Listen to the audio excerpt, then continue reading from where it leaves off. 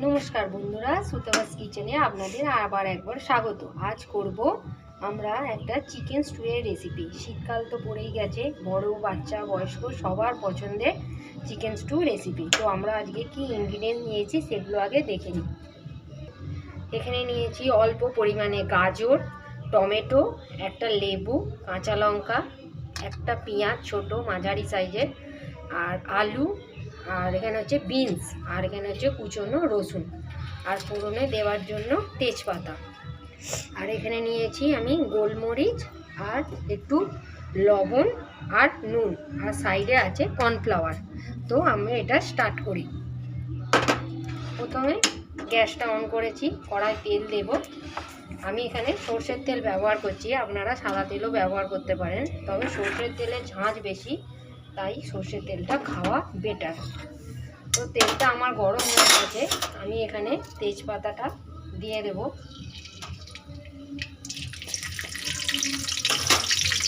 আস্তে আস্তে সমস্ত সবজিগুলো দিতে থাকবো। যেহেতু তেলটা একটু ছিটকাচ্ছে, তাই আমি একটু লবণ দিয়ে দেবো যাতে তেলটা না ছিটকায়।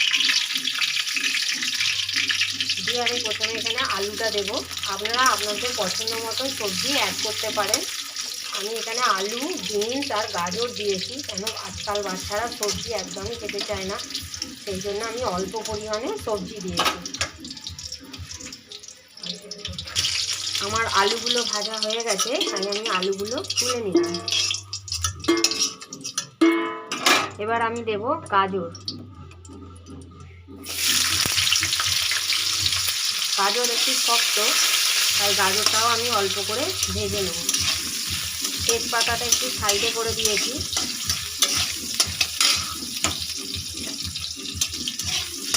আজ হচ্ছে কার্তিক পুজো, তাই পাশে মাইক বাজছে, প্লিজ আপনারা একটু ইগনোর করবেন। সাউন্ডের হয়তো প্রবলেম হতে পারে, কিন্তু বাড়িতে যার বাড়িতে পুজো সে তো গান বাজাবি। আমি এখানে গাজরগুলো ভাজতে থাকবো, বেশি ভাজবো না, এখন নতুন শীতের সবজি তাই জিনিসটা নরম।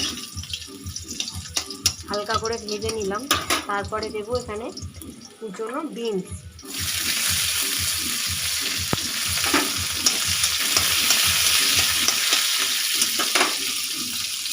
তারপর দেবো পেঁয়াজ। আমি একটা ছোটো পেঁয়াজ দিয়েছি। তারপর দেবো এখানে কুচনো রসুন।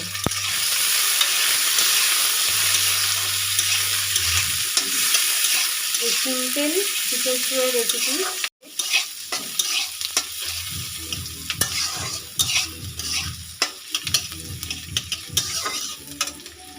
এটা আমি একটু নাড়তে থাকবো, সেই জন্য এটা নরম হওয়ার জন্য আমি একটু লবণ দিয়ে দেবো। এতে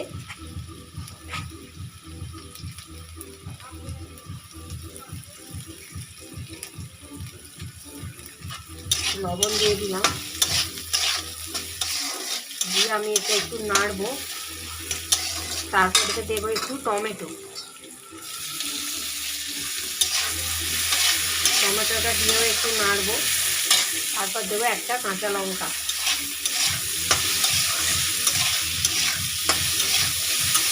তারপর দেবো এতে একটু হলুদ গুঁড়ো। তারপর দেবো একটু সামান্য পরিমাণ জল।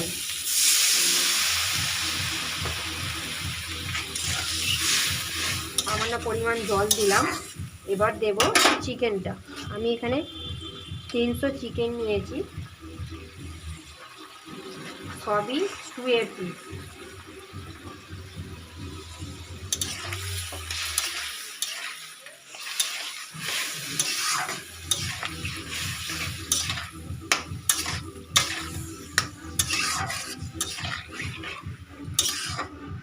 তারপরে দেবো এটাতে ওই যে আলুটা ভাজা ছিল, আলুটা। আমি এগুলো সব দিয়ে একটু কষাতে থাকবো, কারণ আমি এটা প্রেসারে দেবো না।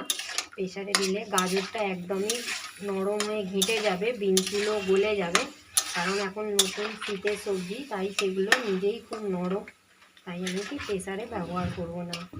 আর চিকেনের এগুলো সব হাড় পিস, যেগুলো স্টুয়ে দেওয়া হয়, তাই সেগুলো নরম হয়ে যাবে, তাই আমি একটু চাপা দিয়ে দেবো।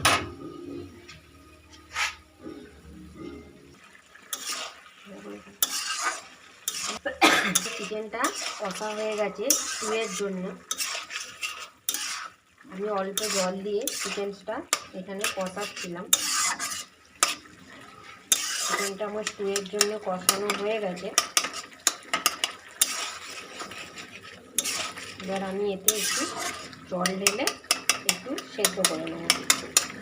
আগেই বললাম আমি এটা প্রেসারে দেবো না, কারণ এখন নতুন সবজিগুলো তাহলে সব ঘেঁটে যাবে, তাই প্রেসারে দেবো না।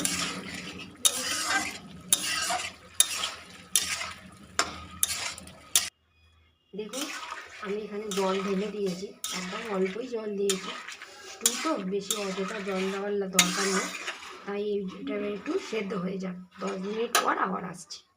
আবার ফিরে এলাম, দেখি আমার স্টুয়ের কী অবস্থা।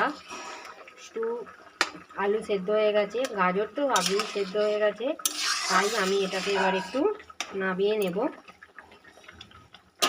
নামাবার সময় আমি এতে একটু কর্নফ্লাওয়ার গুলে দেবো। আগেতে আমি জলে কর্নফ্লাওয়ার গুলে রেখেছি, তাই একটু আমি এতে কর্নফ্লাওয়ার গুলে দিলাম, যাতে এটা থিকনেস হয়ে যায়, দেখতেও সুন্দর লাগে, খেতেও সুস্বাদু হয়।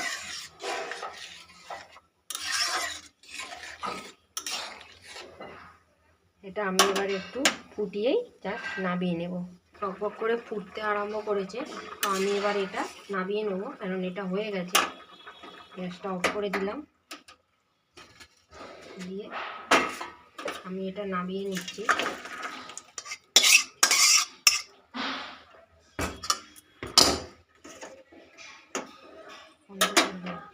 এর ওপর আমি একটু গন্ধরাজ লেবু রস অ্যাড করলাম, আর তার উপর থেকে দেব একটু সামান্য পরিমাণ গোলমরিচ। শীতের সময় গোলমরিচ খাওয়া খুবই উপকার। তো সহজ পদ্ধতিতেই চিকেন স্টু রেসিপি যদি আপনাদের ভালো লেগে থাকে, তাহলে একটা লাইক, শেয়ার ও পাশে থাকা বেল আইকনটি অবশ্যই ক্লিক করে দেবেন। আর ভালো লাগলে একটা লাইক শেয়ার তো অবশ্যই করবেন, আর পাশে থাকা বেল আইকনটি অবশ্যই ক্লিক করবেন।